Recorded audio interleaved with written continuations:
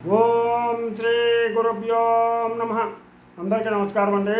ఈరోజు మనం ఐశ్వర్యయోగం లలితా అమ్మవారి యొక్క 20వ నామాన్ని గురించి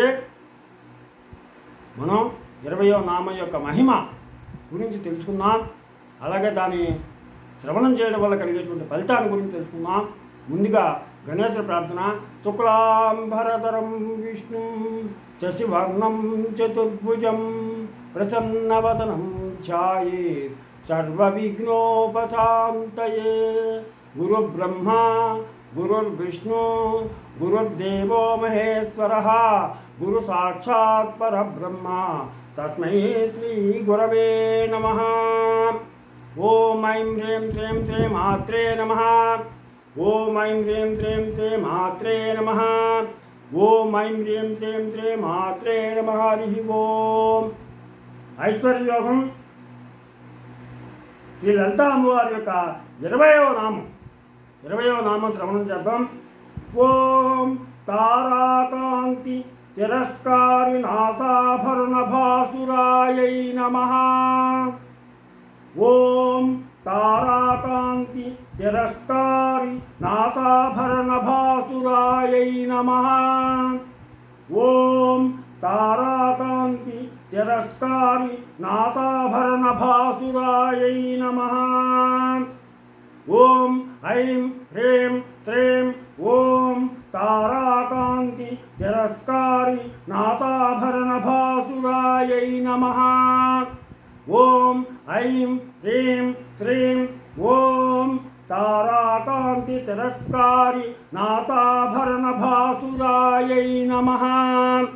ఇలాగా ఈ అమ్మవారి యొక్క లలితా అమ్మవారి యొక్క 20వ నామాన్ని అందరూ కూడా శ్రద్ధాభక్తులతో శ్రవణం చేయండి. ఈ అమ్మవారు తన ముక్కుకి ఆభరణాలను ధరించింది. ముక్కుపడక ఆభరణాలను ధరించింది. ఆ ఆభరణాలు ఎలా ఉన్నాయంటే నక్షత్రం యొక్క కాంతుల్ని కూడా తిరస్కరిస్తున్నాయి. నక్షత్రాల నుంచి వచ్చేటువంటి కాంతులను కూడా తిరస్కరిస్తూ ఎంతో కాంతివంతంగా అమ్మవారి యొక్క ముక్కుని ఉంచేటువంటి ఆభరణాలు ప్రకాశిస్తున్నాయి. దశవిధ మహావిద్యల్లో తారాదేవి కూడా ఒక విద్యాస్వరూపిణి. ఈ తల్లి అనుగ్రహం ఉంటే జరగబోయేది తెలుస్తుంది. మనకి జరిగేదేంటి, జరగబోయేదేంటి. చాలామంది జ్యోతిష్యం చెప్తుంటాం. జరగబోయేదేంటి, జరిగేదేంటని. అవి కొంతమంది జరుగుతాయి, కొన్ని జరుగు. ఈ తల్లి యొక్క అనుగ్రహం ఉన్నట్లయితే కనుక మనం చెప్పేది జరిగేదే జరగబోయేది ప్రతి ఒక్కరికి కూడా తెలుస్తుంది. ఎవరికి వాళ్ళకే తెలుస్తుంది. ఈ అమ్మ అనుగ్రహం ఉంటే విద్యా సంపద పెరుగుతుంది. తారాదేవి కాంతి ముత్యాల మొక్కరి కాంతిని పోలి ఉంటుంది. ఆ తల్లి కాంతిని కూడా మించి అమ్మవారి ముక్కుకున్నటువంటి ఆభరణాలు ప్రకాశిస్తున్నాయి. ఈ కుజగ్రహం కానీ శుక్రగ్రహం కూడా తారానామంతో పిలువబడతారు. ఇందులో కుజుడు అరుణవర్ణంతో, శుక్రుడు తెల్లని రంగుతో ఉంటారు. ఎర్రని కెంపులు తెల్లని ముత్యాలు పదకబడిన అమ్మవారి నాసాభరణాలు. అమ్మవారి యొక్క నాసాభరణాల్లో కుజగ్రహం శుక్రగ్రహం కూడా కాంతి దానిలో పిలువబడతారు. వారి యొక్క రంగు కెంపు రంగు తెలుపు రంగు కూడా అమ్మవారి నాసాభరణాల్లో మనకి కనపడుతూ ఉంటుంది. ఈ 2 గ్రహాలను కూడా మించి ప్రకాశిస్తుంది అమ్మవారి యొక్క నాసికాభరణం. కుజగ్రహం శుక్రగ్రహం యొక్క కాంతిని కూడా మించి అమ్మవారి యొక్క నాసిక ఆభరణాలు ప్రకాశిస్తున్నాయి. దీనిలో అంతరార్థం ఏంటంటే లౌకిక విద్యలన్నింటికి మించినటువంటి మహావిద్య శ్రీ విద్య. ఈ లౌకికంగా ఉన్నటువంటి విద్యల్లో అన్నిటికంటే మహావిద్య శ్రీ విద్య. ఈ శ్రీ విద్యాదేవి లలితాదేవి ఆమె ముక్కు ఆభరణం తారాకాంతిని మించింది. అనగా ఈ నామ జపం వల్ల తారా విద్య లభిస్తుంది. ఈ నామాన్ని జపించడం వల్ల 20వ నామాన్ని జపించడం వల్ల మనకి తారా విద్య మనకి లభిస్తుంది. దీనివల్ల నక్షత్ర దోషం కుజ శుక్రగ్రహ దోషాలు కూడా పరిష్కారం అవుతాయి. ఎవరికైనా కనుక నక్షత్ర దోషం ఉన్నా, లేదంటే కుజుడి వల్ల కానీ శుక్రుడి వల్ల కానీ గ్రహాల వల్ల దోషం ఏమైనా ఉన్నట్లయితే కనుక ఈ నామాన్ని కనుక పఠించినట్లయితే, ఈ లలితా పరాభట్టారిక అమ్మవారి యొక్క 20వ నామాన్ని పఠించినట్లయితే ఆ బాధల నుంచి విముక్తులవుతారు.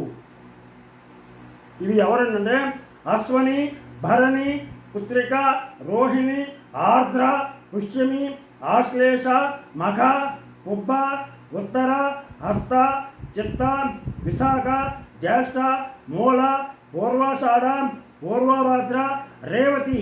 ఈ 18 నక్షత్రాల్లో పుట్టిన వారికి శాంతి జరగాలి. ఈ 18 నక్షత్రాలు కూడా శాంతి నక్షత్రాలు. నక్షత్ర శాంతి జరిపించాలి పుట్టిన వెంటనే.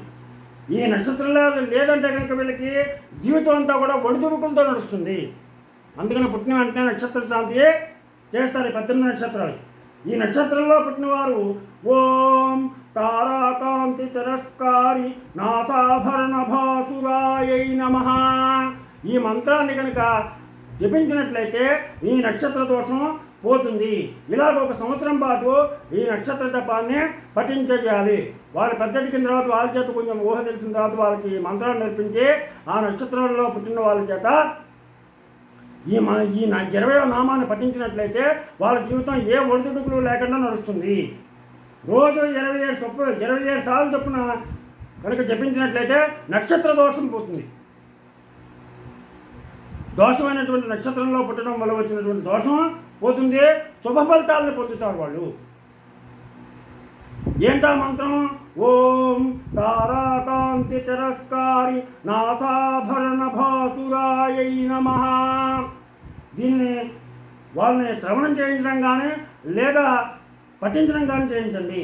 అలాగే ఇంజనీరింగ్, మెడికల్ విద్యలు చదువుతూ ఉంటారు కొంతమంది. ఇంజనీరింగ్లో కానీ మెడికల్లో కానీ పరీక్షలు రాస్తూ ఉంటారు. వాళ్ళు మంచి ర్యాంకు పొంది మంచి కాలేజీల్లో ఉత్తమ సీటు లభించాలి అంటే కనుక వాళ్ళు ప్రతి నిత్యం కూడా 11 సార్లు ఈ మంత్రాన్ని జపించాలి. ఇలాగ చేసినట్లయితే కనుక మంచి వాళ్ళకి మెడికల్ సీట్ వస్తుంది.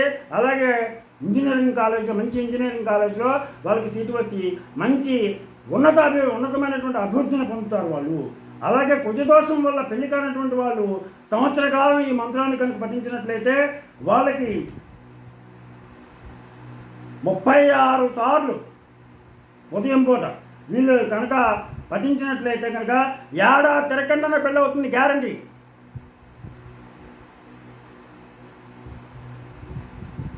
వాళ్ళ ఏడాది లోపు పెళ్ళి అవుతుంది. పెళ్లి కానటువంటి ఆడపిల్లలకు కానీ మగపిల్లలకు కానీ ఈ మంత్రాన్ని కనుక రోజుకి 36 సార్లు ఉదయం వేళ రోజు కనుక పఠిస్తూ ఉంటే వాళ్ళకి సంవత్సరం లోపు తప్పనిసరిగా వివాహం జరుగుతుంది.